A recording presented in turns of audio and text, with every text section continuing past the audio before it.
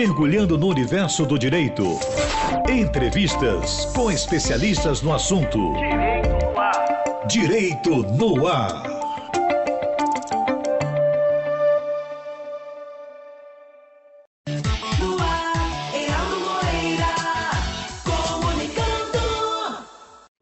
Olá, meus amigos e minhas amigas do Direito no Ar, da Rádio Timbira, em sintonia com você. Hoje, nesta manhã de 26 de junho de 2023, aqui na gravação do nosso programa, iremos tratar do fluxo migratório na Venezuela. E, para isso, convidamos o advogado e professor universitário, Dr. Guilherme Santana. Dr. Guilherme, que inclusive já esteve participando aqui numa outra oportunidade do Direito no Ar. Por isso é que a gente não vai fazer aquela tradicional pergunta para os estreantes do programa, sobre a carreira, etc. Já podemos ir direto para o tema de hoje. Doutor Guilherme, o que seria exatamente esse tal fluxo migratório na Venezuela, sobre o qual a gente vai conversar hoje? Primeiro, eu queria agradecer o convite, professor Heraldo. É uma honra estar aqui novamente, ter sido lembrado mais uma vez pelo senhor. Fico muito feliz de estar aqui para falar sobre um tema que eu estou estudando há alguns bons anos, né? Ali por volta de 2017 para cá, eu venho estudando essa questão do fluxo migratório, principalmente referente ao Estado brasileiro em geral. Lógico que a gente sabe que esse fluxo migratório de venezuelanos não se concentra só ao Estado brasileiro, mas a gente acaba estudando dentro do nosso percurso, dos nossos instrumentos normativos. Na verdade, para falar um pouquinho do fluxo migratório, a gente precisa entender um pouco o que acontece na Venezuela nos últimos anos, né? Muita gente tem me questionado essa situação política, econômica, social da Venezuela, que nos anos que antecedem essa crise humanitária, e veja o cuidado em afirmar que essa crise é humanitária, certo? Porque nas diretrizes internacionais ela é considerada humanitária, né? Essa crise humanitária acaba incidindo numa mutação, num movimento migracional gigantesco dentro de toda a América Latina. Por óbvio que o venezuelano, quando ele sai de seu estado de origem, ele não tem como primeiro momento, primeira intenção vir ao Estado brasileiro. O Estado brasileiro está considerado entre o quarto ou quinto estado de chegada desses venezuelanos. É lógico que os venezuelanos eles têm um interesse num macro migracional, eles podem ter uma segurança econômica, jurídica, política maior do que aquela que eles advêm, né? Então, por origem, né? Por origem não, mas por objetivo, normalmente eles têm o interesse primeiramente de ir aos Estados Unidos, subsequencialmente Colômbia, Argentina e assim sucessivamente. Então, de fato, é bem complicado a gente indicar qual é a motivação de todos esses problemas venezuelanos. Mas, por óbvio, que a gente pode entender que as escolhas políticas, né, as decisões verticais do governo venezuelano, né, a manutenção de um processo totalitário que chegou a respirar um novo oxigênio na América Latina nos últimos anos, acaba reproduzindo consequências gravíssimas aos indivíduos, que são os maiores prejudicados dentro desse Estado venezuelano. Perfeito. Aí alguém poderia perguntar, não é, doutor Guilherme, por que se interessou sobre esse tema? Eu sei que foi porque essa foi, inclusive, a sua dissertação, da sua conclusão recente no mestrado da Universidade de Selma. É muito importante esse programa de mestrado que tem lá, porque ele aborda essas questões humanitárias, e é importante discutir esses temas, sem dúvida alguma. Mas por que fazer a pesquisa, por que fazer a dissertação sobre esse tema, doutor Guilherme? Pois bem, esse tema, na verdade, ele me provoca, como eu falei ao senhor, ali remonta a 2017. Eu tive a oportunidade, graças ao bom Deus, o apoio da minha família, de fazer o percurso de 2 mestrados, um acadêmico e um mestrado profissional, que é esse que tem no programa da Universidade de Selma, de onde eu sou egresso também. O que me provoca desde o começo, no meu primeiro mestrado, o meu espírito acadêmico implicava numa reflexão filosófica, né, do direito, onde a gente estava caminhando por um pressuposto de soberania, né, de Estado e soberania popular, vamos dizer assim, não superior, mas em protagonismo em relação à dignidade humana. Então, eu achava que os dois princípios eles estavam conflitando dentro do cenário internacional, e a gente pega não só o momento dos fluxos migratórios, mas também no percurso de defesa, a pandemia de Covid, que demonstra uma ação dos Estados em protecionismo dos seus cidadãos. E me chamava a atenção que, mesmo durante o percurso dessa pandemia, o índice de fluxo migratório de venezuelanos era gigantesco. Então, mesmo durante umas barreiras sanitárias bem demarcadas entre os seus estados e suas fronteiras, né, nós podemos perceber ali por Paracayama um grande movimento migracional ao Estado brasileiro. Ora, lá em 2017, professor, eu tive o contato com o professor Alexander Xavier Pires, que trabalhava fluxos migratórios numa perspectiva europeia. Então, a gente estava vivendo um fenômeno gigantesco e, recentemente, até em termos de contextualização, nós tivemos uma discussão gigantesca política, acadêmica, né, e social também, sobre a tragédia desse pequeno submarino, e deixamos apagados um naufrágio de uma embarcação com mais de 500 migrantes, né? E isso passa despercebido, são invisíveis sociais, né? A verdade é essa, né? Os bilionários se tornaram mais importantes do que aqueles indivíduos que buscavam os pressupostos de direitos humanos da primeira geração ainda, né? Ou da primeira dimensão, como eu gosto de trabalhar. Então, essa reflexão ela me sensibilizou muito do professor Alex, porque existe uma diferença muito grande no processo de acolhimento desses indivíduos dentro dos estados europeus e na América Latina, principalmente, e aí diga-se de passagem, no estado brasileiro. Então, o meu interesse me despertou porque eu saía da minha casa de manhã cedo e passava pelo primeiro sinal e via ali 5, 6 venezuelanos pedindo dinheiro e ficava curioso. Como é que essas pessoas saíam de Paracayama e faziam esse trânsito interno no Estado brasileiro até chegar em São Luís? Então, eu ficava... Porque você chegar... Um venezuelano chegar na Argentina, um venezuelano chegar na Colômbia, que também é um Estado gigante, um Estado de pequena dimensão em relação ao Brasil, né? Então, me causava aonde esse venezuelano parava o espaço migratório dele. E aí esse processo de marginalização me provocava essa não só vulnerabilidade, mas invisibilidade desses indivíduos. Até onde o Estado estava fazendo parte disso, né? O que me despertou foi efetivamente isso. Então, no primeiro momento, eu tentei discutir academicamente num pressuposto filosófico, e no segundo momento, eu tive a felicidade de entrar num programa de mestrado profissional e tentar entender um pouco sobre a realidade e aplicar isso, tentando trazer a construção de uma cartilha que pudesse fazer esse processo de acolhimento desses indivíduos no Estado brasileiro de uma forma mais breve, né? Porque a gente tem um procedimento específico de acolhimento do venezuelano no Estado brasileiro, a partir do reconhecimento do Estado brasileiro da grave generalizada crise de violação dos direitos humanos no Estado da Venezuela.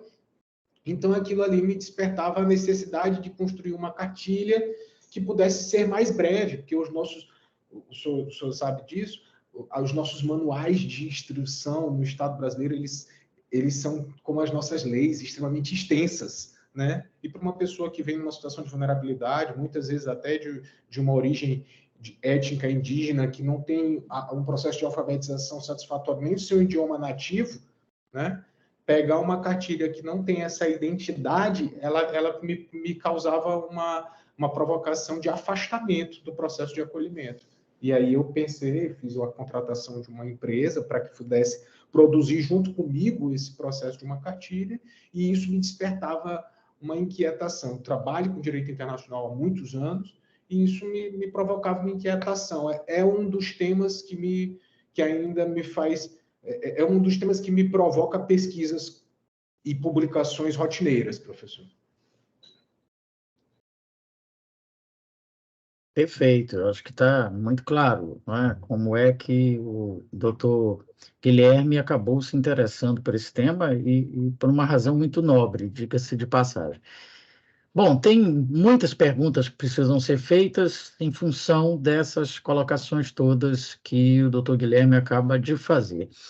E curiosidades até, inclusive. Vamos lá. A primeira delas, eu não sei se o senhor conseguiu, na sua pesquisa, durante o trabalho da sua dissertação do mestrado, descobrir até onde esses venezuelanos chegam, não é? Porque a gente imagina que o ponto de entrada seja lá no norte do país, ali pelo Amazonas e estados fronteiriços, e chegam até aqui ao Maranhão ou vão além disso, até outros estados? Eu não sei se o senhor teve acesso a essa informação ou se preocupou só com aqueles que chegavam aqui no Maranhão.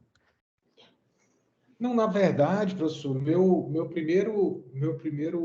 primeira delimitação, né, espacial, ela era do Maranhão, sim, porque existe uma base de dados hoje chamada de Painel Interativo de Decisões sobre Refúgio, e veja, eu vou fazer um recorte aqui para que a gente possa ter um melhor entendimento da minha pesquisa no plano do mestrado, né, da pós-graduação. Veja só, eu comecei a estudar a situação de refúgio, mas o refúgio ele se tornou uma espécie do que é o movimento migratório. O movimento migratório ele é um gênero, o fenômeno da migração é um gênero. Não necessariamente as pessoas venezuelanas que entram no Estado brasileiro, elas são refugiadas, né? Então, muitas delas entram pela via regular. A gente vai ter a oportunidade aqui de falar sobre a situação da Venezuela dentro do Mercosul e dentro do Estado brasileiro em termos de relacionamento, né? Mas o que me chamou a atenção seriam as pessoas que vinham em situação de vulnerabilidade total, aquelas que vêm sem um documento, aquelas que vêm caminhando, né, pelas fronteiras e chegam aqui em grandes grupos mesmo e pedem ali o acolhimento. E para lhe deixar de forma bem clara, o nosso grande eixo de entrada é o norte do Brasil, sim, ali por Roraima, em Paracaiama, né? Ali é que nós temos o grande denominador.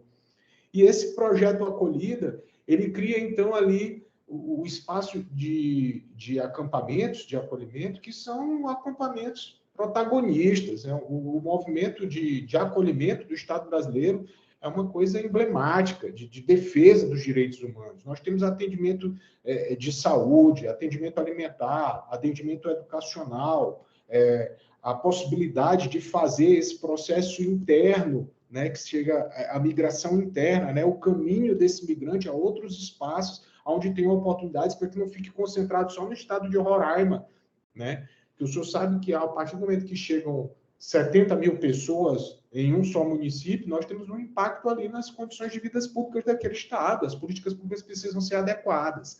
Então, nós temos esse fenômeno da migração interna, né, desses indivíduos refugiados. E o Estado brasileiro, ele apoia isso.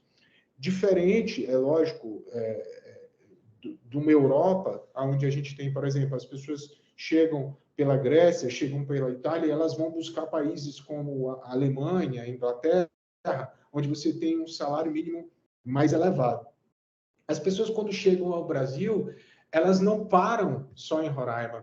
E por que não param só em Roraima? Porque elas também vão em busca, né, de onde elas podem ter melhores oportunidades. Né? Então, você já tem uma Roraima ali extremamente saturada de indivíduos, um processo de marginalização gigantesca, e essa marginalização impacta também na política de segurança pública, certo?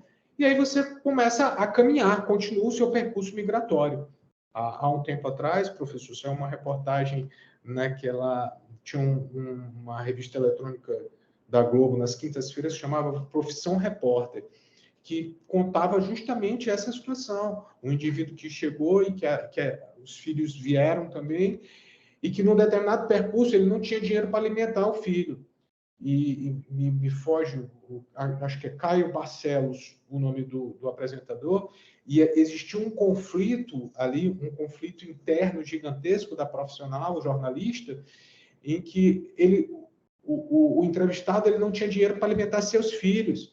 E ela, num momento de desespero, foi para o Caio Barcelos e disse assim, eu quero ajudar ele, eu quero dar o dinheiro para ele alimentar e voltar. E o Caio Barcelos, olha, infelizmente você não pode fazer isso, porque você está fugindo do seu espaço profissional, ético. Você está ali para demonstrar a dificuldade.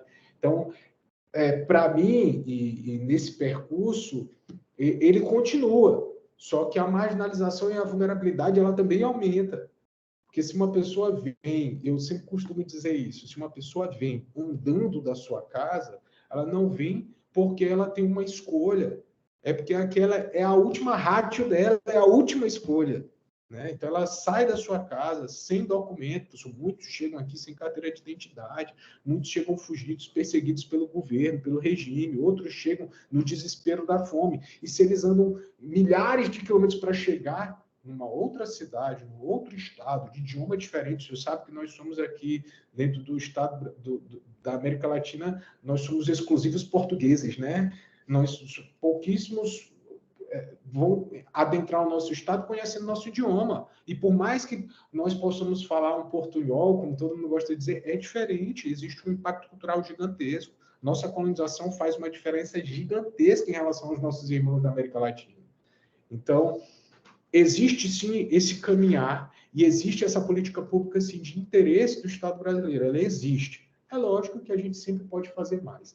Professor, o Estado brasileiro ele não pode ser reprovado pelas suas atitudes dentro da recepção e do acolhimento desses indivíduos em situação de refúgio. Faço aqui notável, e aqui nós vamos montar um percurso anterior ao governo Bolsonaro, né? Nós temos ali desde o governo Dilma, nós temos do governo Michel Temer, o governo Bolsonaro mantém o mesmo pressuposto e eu acredito piamente que o governo Lula manterá, porque é uma característica de relações internacionais do Estado brasileiro de recepção e de acolhimento. Agora, é lógico que esse percurso e essa transição ela é bem delicada. Nós temos várias coisas para demonstrar como que esse Estado brasileiro faz esse reconhecimento. Vamos fugir um pouco do espaço venezuelano. Nós temos escolas em São Paulo, por exemplo, que trabalham idiomas árabes pelo percurso de refugiados árabes, e escolas públicas, tá? Pelo percurso de refugiados árabes que se instalaram em São Paulo e nas regiões. Então, o Estado brasileiro é um Estado extremamente acolhedor. A gente sabe disso, né? Pela nossa gênese, nós somos acolhedores, né? Mas, de fato, esse percurso de transição, ele acontece, não se delimita só ao norte do país. E quando eu comecei a minha pesquisa, que era plataforma interativa sobre decisões de refúgio, nós podíamos fazer esse filtro. Por qual estado onde estariam situados esses refugiados? Hoje já não podemos mais, mudou no percurso da minha pesquisa, e eu tive que mudar o objeto da minha pesquisa, inclusive, por causa disso, certo? Hoje é painel interativo sobre decisões de refúgio, e nós não sabemos mais aonde eles estão espaçados, esses indivíduos que solicitam refúgio. Mas eu posso lhe dizer uma coisa bem curiosa. No estado do Maranhão, onde nós tínhamos um grande número de venezuelanos, a gente percebe pela rua, nós só tínhamos 5 pessoas que tinham a concessão de refúgio. Apenas 5.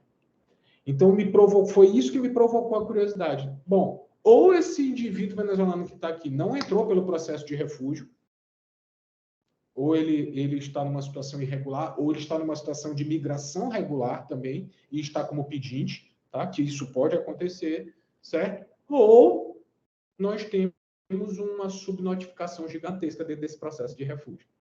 Então, essa era a minha primeira inquietude, e ela teve que ser superada para partir para um plano mais nacional, justamente porque esse filtro foi suprimido.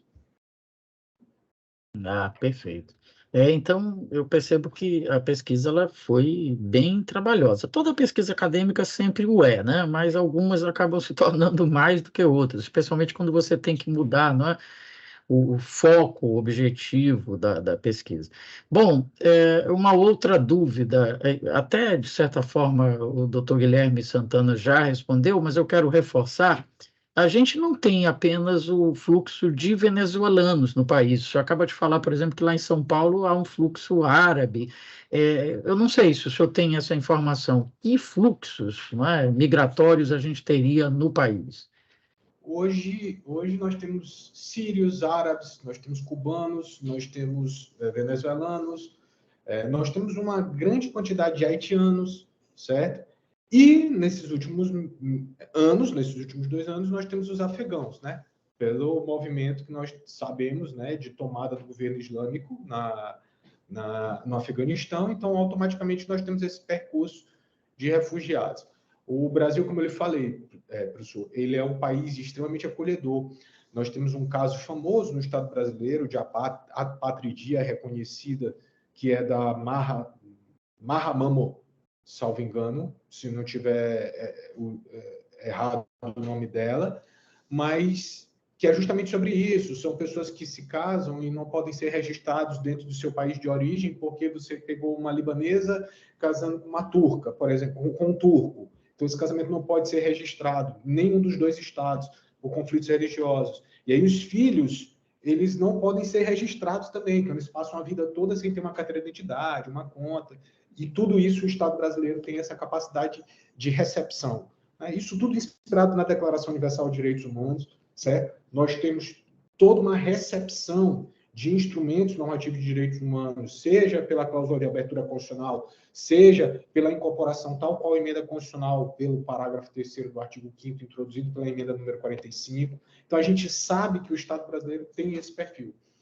Agora, eu não posso lhe precisar em números. Eu posso lhe dizer que até o ano de 2022, salvo engano, 2021, perdão, o nosso maior índice de entrada foi de venezuelanos. Isso eu posso lhe assegurar. No ano de 2022, eu tenho uma pulga na orelha se não foram de afegãos, né, em relação a venezuelanos. Porque nós tivemos um índice gigantesco na mudança de números, e esses números eles mudam de uma forma conforme a crise ela vai se tornando avassaladora dentro desse estado, né? Então, como foi muito momentâneo, foi muito imediata a ação do governo islâmico dentro do Afegão, você tem um grande número de afegãos que chegaram ao aeroporto de Guarulhos e ficaram ali meio que, não sei se você lembra um filme de alguns bons anos atrás do Tom Hanks, onde ele ficava num percurso do aeroporto, porque não podia nem entrar e nem voltar. Esses afegãos, inclusive, passaram por uma situação extremamente semelhante ao daquele personagem.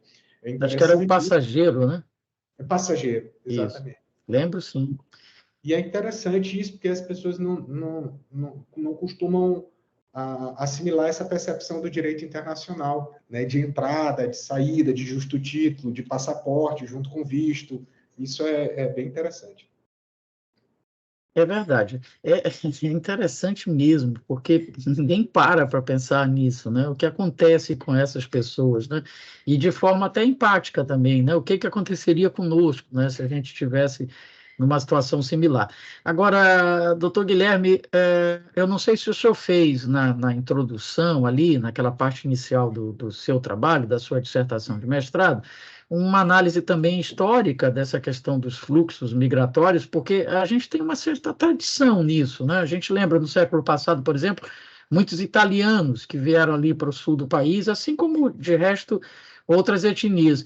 Eu não sei se o senhor chegou a fazer esse recorte. Eu não fiz um recorte historiográfico, né? Na verdade, o meu cuidado historiográfico ele foi em trabalhar uma terminologia que eu defendo há pelo menos uns 10 anos, que chama Novo Mundo Contemporâneo, né?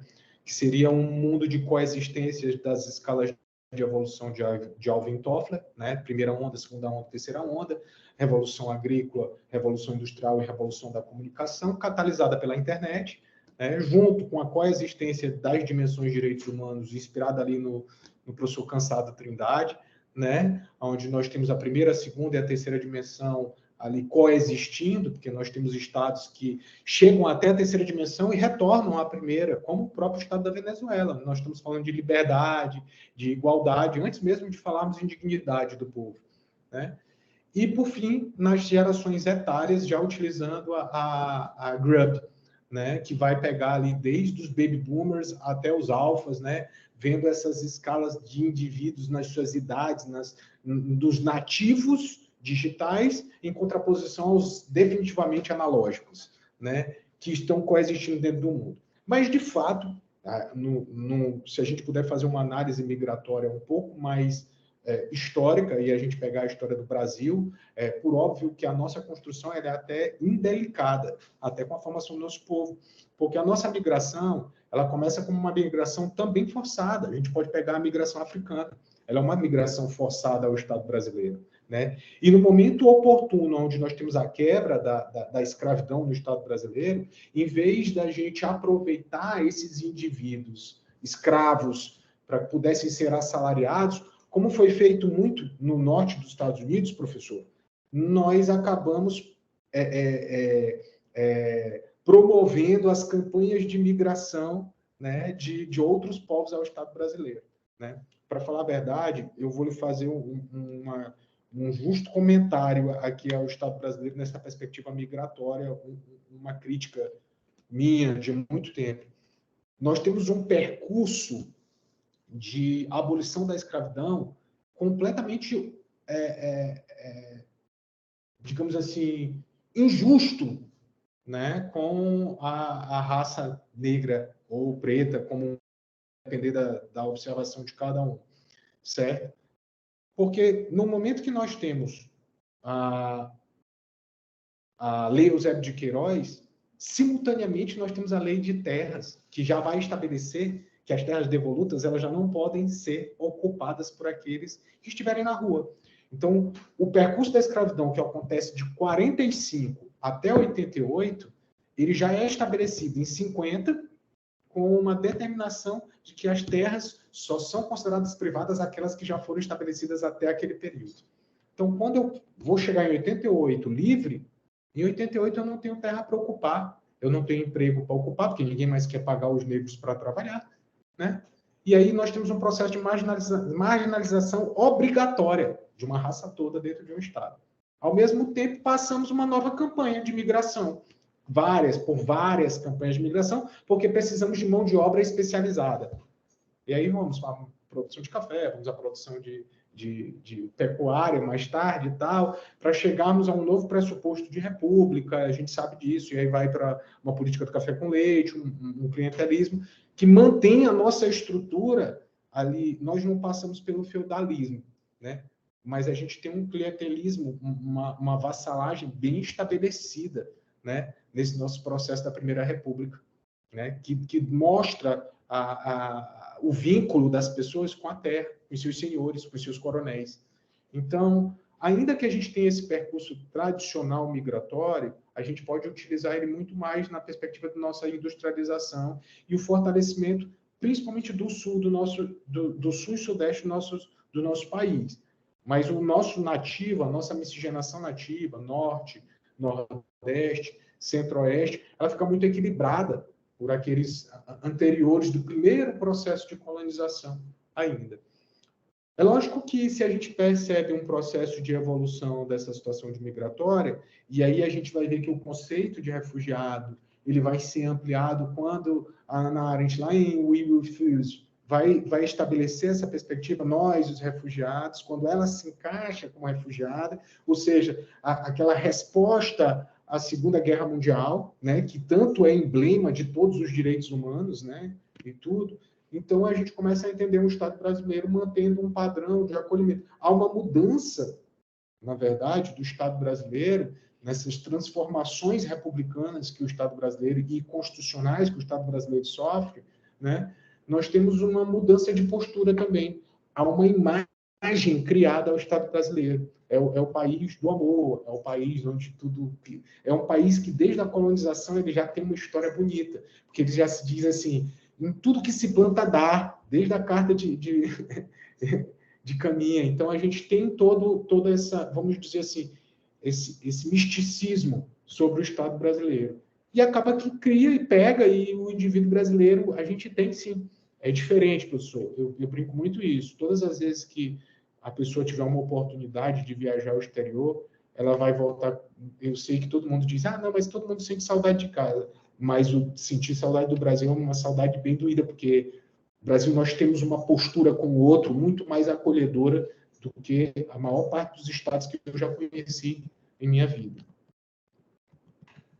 Não é verdade, sim. Estamos conversando com o Dr. Guilherme Santana, advogado e professor universitário, que está falando conosco sobre o fluxo migratório na Venezuela, que, de certa forma, foi o tema da sua dissertação recente de mestrado.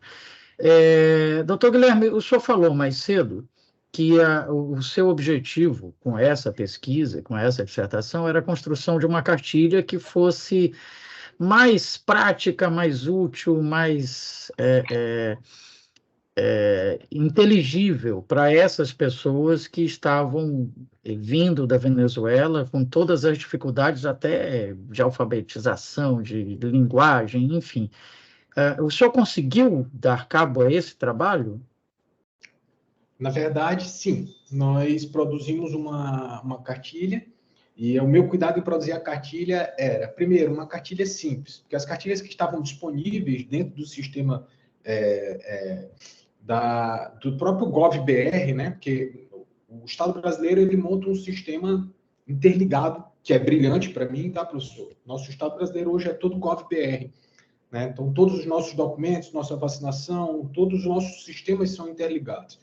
E no GovBR nós também temos a questão da migração estabelecida. E essas cartilhas que lá estão disponíveis, né, elas são cartilhas longas, são cartilhas complexas. É compreensível quando você precisa introduzir isso por exemplo, um consulado, ou então o próprio projeto acolhida. Então, é compreensível para que você possa ali tornar educadas as pessoas que vão fazer esse processo de acolhimento.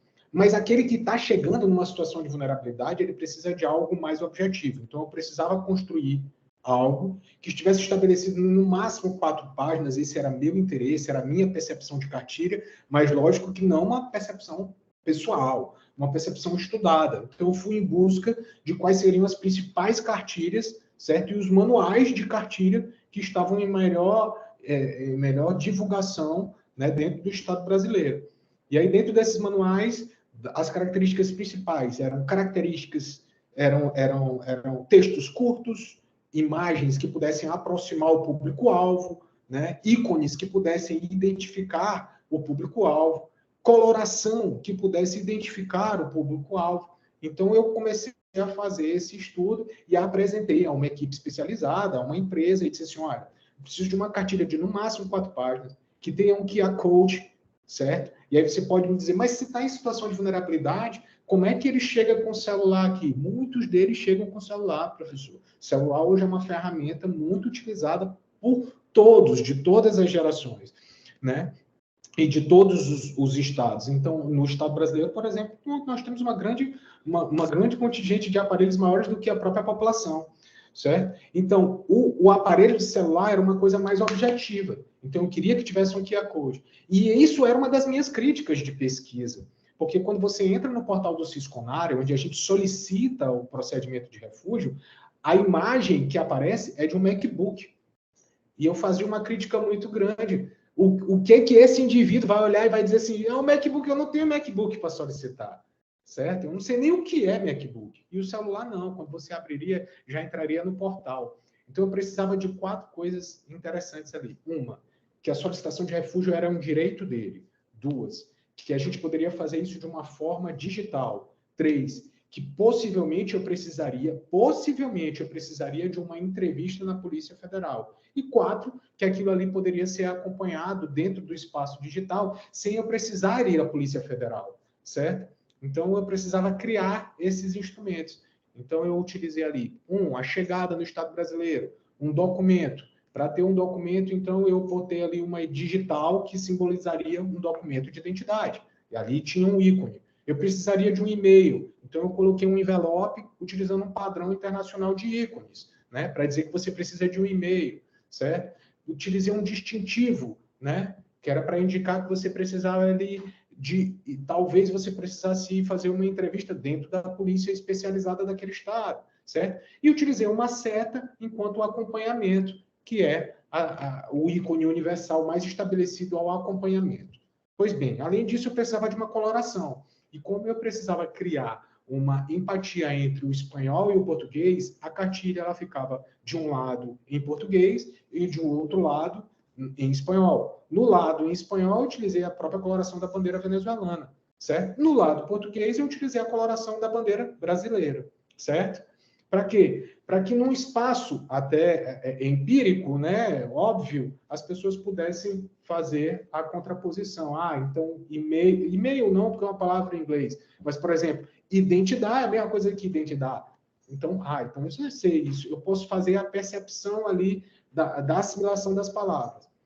Só que isso não era suficiente, porque uma das provocações que teve na minha pesquisa foi que nós tínhamos um contingente chegando ao Estado brasileiro e também ao Maranhão de refugiados Uarau, né, que são de uma etnia indígena específica venezuelana.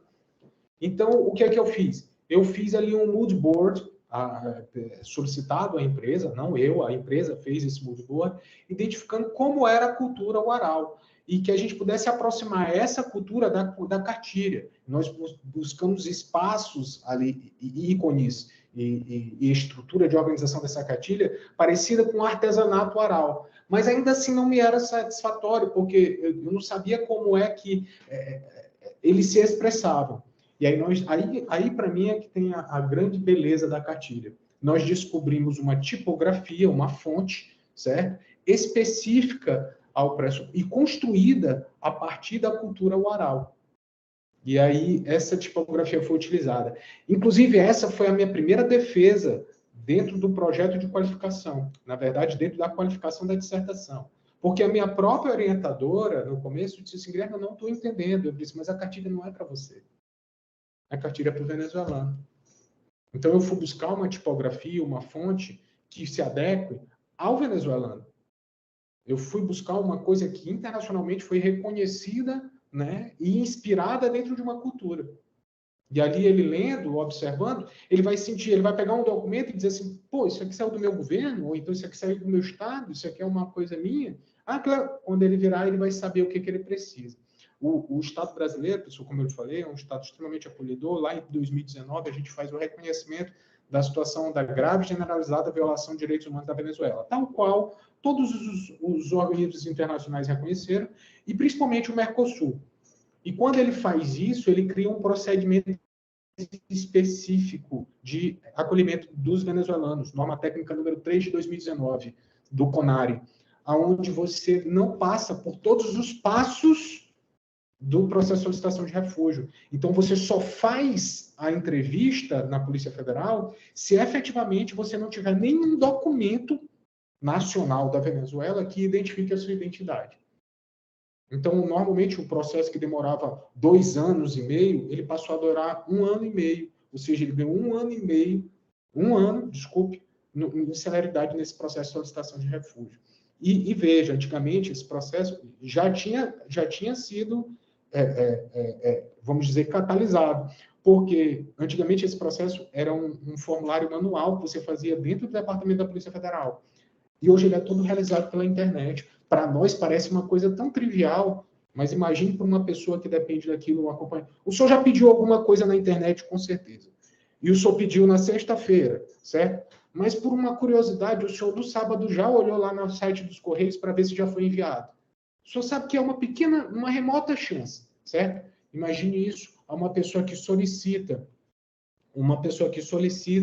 né, a concessão de refúgio, né, na sua vida, ela, querendo ou não, ela está ali o tempo todo pedindo, olhando e acompanhando o processo, né, porque ela tem o interesse, né, de regularizar a sua situação, porque uma vez regularizada, ela vai em busca de emprego, né, se o senhor souber a diferença desproporcional econômica entre o Estado brasileiro, a situação de uma pessoa do Estado brasileiro e do Estado venezuelano, a gente diz assim, não, realmente, um salário mínimo para eles faz muita diferença dentro do Estado brasileiro. Perfeito. Bom, e essa sua cartilha, esse belíssimo trabalho que teve todo esse cuidado na confecção e uma proposta humanitária extremamente útil, importante, ela vai ficar, infelizmente, limitada ao seu trabalho ou o senhor vê a possibilidade de que ela se torne oficial, de que ela seja utilizada pelo Estado brasileiro? Na verdade, de forma objetiva, antes mesmo da minha defesa, eu havia protocolado no Ministério da Justiça a cartilha como sugestão de implementação, né?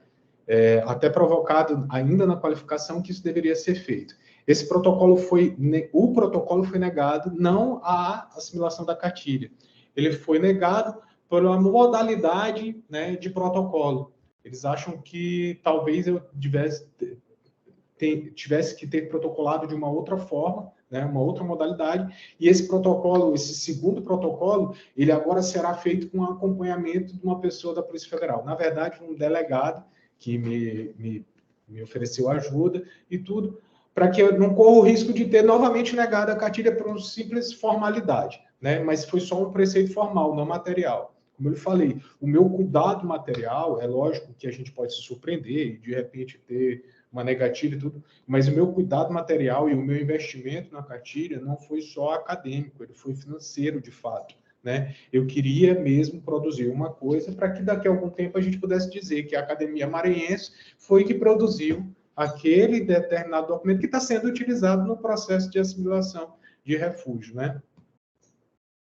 É muito legal a contribuição acadêmica efetiva, porque isso aí já, agora abstraindo um pouco do tema de hoje, mas falando de professor para professor, às vezes a gente vê, não é, doutor Guilherme, os colegas da área da saúde, por exemplo, pesquisando lá uma bactéria, uma planta, alguma coisa do tipo, e descobrindo uma cura, um negócio assim, efetivo, né? E a gente imagina, poxa, seria tão legal se a gente pudesse, na nossa área também, né, produzir algo que na prática se tornasse efetivo, que é exatamente essa a sua proposta, né?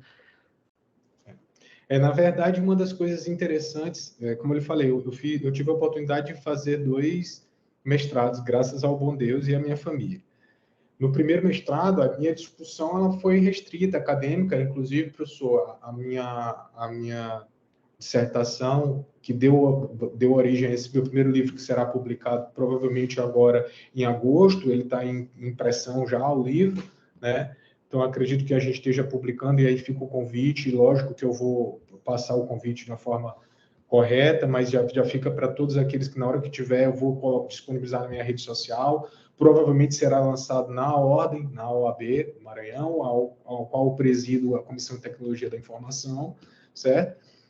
E a gente fica sempre com aquela sensação travada, como o senhor falou, né? A gente produz, a gente estuda, a gente lê bastante, e a gente comunica, mas parece que fica restrito aos nossos pares, né? A verdade é essa, né? É difícil você até produzir uma obra que ela caminhe além dos seus pares dentro do espaço jurídico. Pois bem, e o diferencial do segundo mestrado é esse. Eu me lembro, eu gosto de fazer esse comentário e aqui fazer o registro de um agradecimento. O coordenador adjunto do mestrado da Universidade de Selma entrou em contato comigo pela madrugada. Eu sempre lembro isso, que foi o professor Tiago Alisson.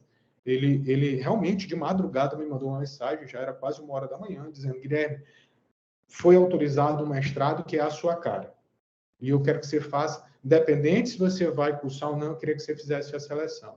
Eu fiz essa seleção, de fato, passei, e fiquei muito honrado e disse: vou cursar de novo. Eu tinha acabado, eu estava acabando o meu primeiro mestrado, estava acabando as disciplinas do meu doutorado e tudo, e eu disse: não, vou cursar de novo. E cursei, e esse é o diferencial.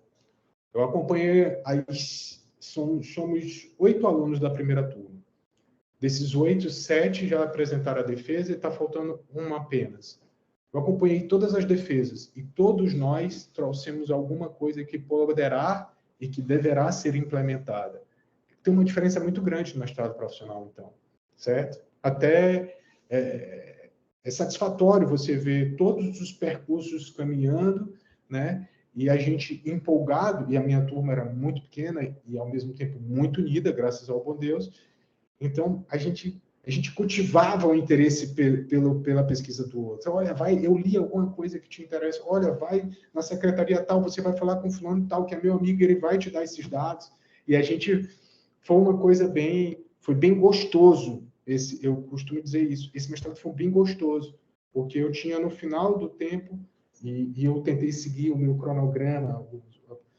A minha orientadora ainda brigou comigo algumas coisas, viu, professor? Ela disse que eu poderia ter sido mais eficiente, mas eu tentei seguir todos os percursos, e os professores vão poder dizer isso, não só de publicações, participação de eventos, e tudo isso dedicado, capítulo por capítulo da minha monografia, da minha dissertação, foi publicado antes mesmo da construção da dissertação. Então, quando eu cheguei ao tempo da minha dissertação, eu tinha o meu texto produzido, eu precisava organizá-lo.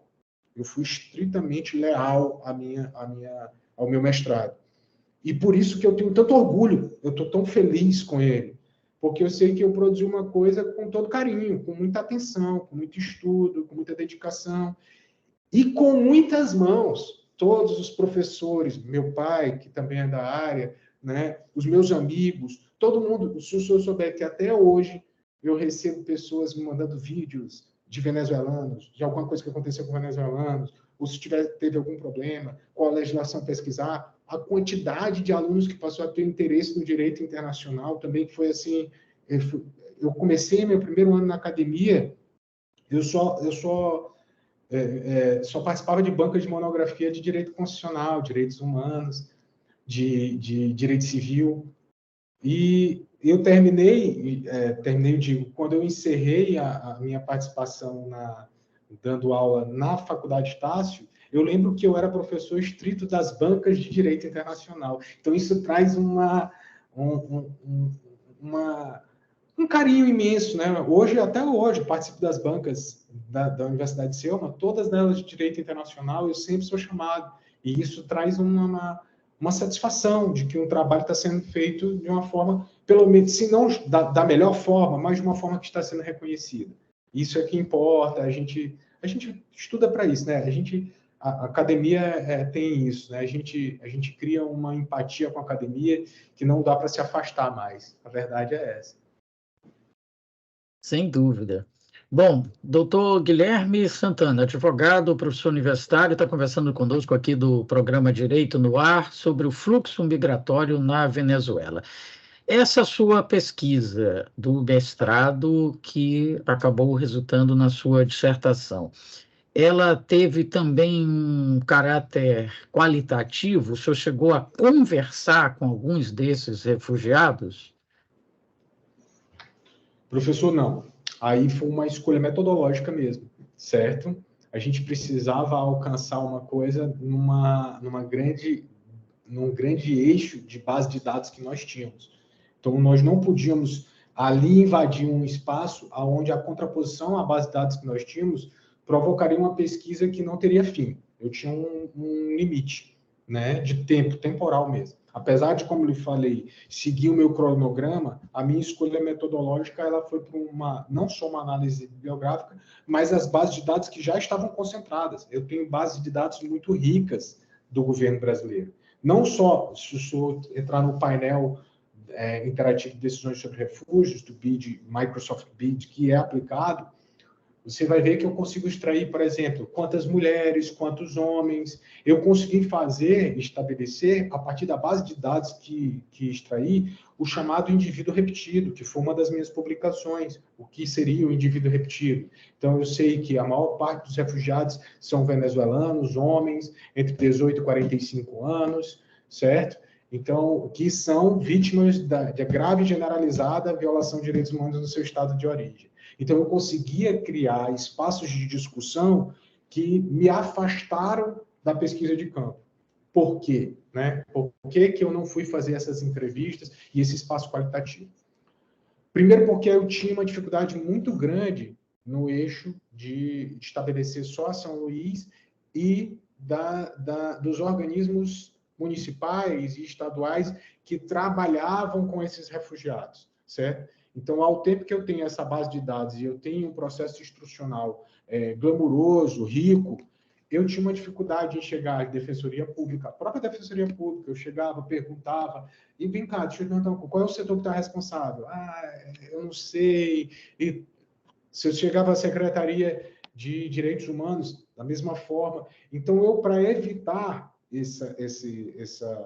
essa discussão e para manter o meu preceito inaugural, que era a análise de dados que estava disposto, não só na base de dados do painel interativo de decisões sobre refúgio, mas nas publicações da OBMigra, que é o Observatório da Migração Brasileira, nas publicações de refúgio em números da 1 a 7, eu fiz essa reflexão sobre todas elas, da 1 a 7 e tudo. E todas as outras bases de dados que nós temos, eu fiz um curso específico da Escola de Governo Virtual sobre refúgios, concluí o curso todo, para poder trazer para dentro desse debate. Então, essa análise de dados ela era muito complexa. Se eu ainda fosse fazer uma pesquisa qualitativa, eu poderia perdurar ali por mais alguns bons meses, né? Até porque você também tem uma dificuldade muito grande na entrevista e nesse percurso de identificar a moradia desses indivíduos. Aqueles que chegam de forma regular, ok, você sabe onde está o espaço, a localização deles. Aqueles que chegam numa migração não regular, então eles estão ali num ponto de sinal naquele dia, mas eles não lhe dão o telefone que eles têm, eles não lhe dizem onde eles vão. Muitos deles ficam perambulando e também dentro da cidade numa situação marginalizada. Então isso ocorreria um risco, inclusive, da minha pesquisa perder o foco. Então, naquele momento, eu estabeleci essa linha de análise. Perfeitamente compreensível por causa dessas dificuldades todas. Bom, até porque a proposta não era exatamente essa, né? E sim a construção de um documento que pudesse ser útil para essas pessoas. Mas fica aí a sugestão, né? Para outras pessoas que tenham interesse em fazer algo parecido, né? Um trabalho de cunho qualitativo ouvindo essas pessoas, né? Até depois que a cartilha eventualmente vier a ser adotada, né, a repercussão disso, né, se isso mudou ou não, facilitou ou não a vida delas nessa regularização aqui dentro do país. Bom, doutor Guilherme, teríamos, claro, muito mais a perguntar, mas temos uma limitação de tempo, não é? E esse tempo está chegando ao fim aqui no nosso programa Direito no Ar de hoje. Então, só me resta mais uma vez lhe agradecer pelo trabalho fantástico. Eu acho que o senhor está ajudando realmente os invisíveis sociais. Talvez eles nunca tenham sequer conhecimento disso, né? De todo esse trabalho, de todo esse esforço, inclusive financeiro, que foi feito pelo senhor para ajudá-los, mas para quem está tendo conhecimento agora do seu trabalho, lhe agradece por isso e fica aqui, então, espaço também para suas considerações finais. Professor, antes de tudo, eu quero agradecer, sempre gosto de dizer a satisfação que tive e sempre comento com os meus alunos isso, o professor que será mais lembrado não será aquele que menos lhe cobrou, mas será aquele que mais lhe cobrou. E eu tenho uma satisfação gigantesca de ter sido seu aluno na graduação, sempre lhe disse isso, e fico muito feliz de estar hoje dividindo aqui o espaço com o senhor, o convite, eu lhe agradeço, estou sempre disponível para quando o senhor precisar. Mas eu quero hoje fazer uma consideração mesmo tocante. Eu acho que o que o senhor falou é como eu gostaria de terminar. A gente não pode encerrar as pesquisas e o meu estudo ele não vai encerrar aqui sobre venezuelanos ou sobre refugiados, certo? E não vai encerrar porque, de fato, é uma situação que me toca muito. Eu costumo dizer a todos que me perguntam sobre isso, né, o que é que te levou a pesquisar isso e o porquê que você fala tanto de refugiados? E eu tenho uma pergunta que ainda é mais doída. Tem tantos problemas no Brasil e você está preocupado com os refugiados, certo? Nós estamos falando de um estado na Venezuela onde 94% da população está abaixo da linha da pobreza, professor. Enquanto no estado brasileiro nós temos 30% da população, né, pelo mesmo instituto, né, abaixo da linha da pobreza. Esses 30% brasileiros não implicam que eles estejam na linha de miserabilidade, tá, professor? Eles podem estar numa má alimentação, certo? Eles podem estar num lugar inadequado de vivência com a sua família, tá certo? Num espaço de saneamento básico não atingido. Mas nós estamos falando de 94% da população venezuelana que, de 2017 a 2018, no percurso de um ano, emagreceu 11 quilos, num instituto de pesquisa em COV, certo? Que é um instituto de pesquisa próprio. Porque uma das coisas que eu tive cuidado entre minha pesquisa foi de analisar autores próprios da Venezuela. que fazem críticas, inclusive, aos autores brasileiros, dizendo que a gente estuda a Venezuela a partir de um liberalismo, e que eu vou fazer uma discordância muito grande. Eu acho que a gente pode ter uma perspectiva liberalista para o estudo disso, para incorporar a violação grave de direitos humanos, mas a gente não está...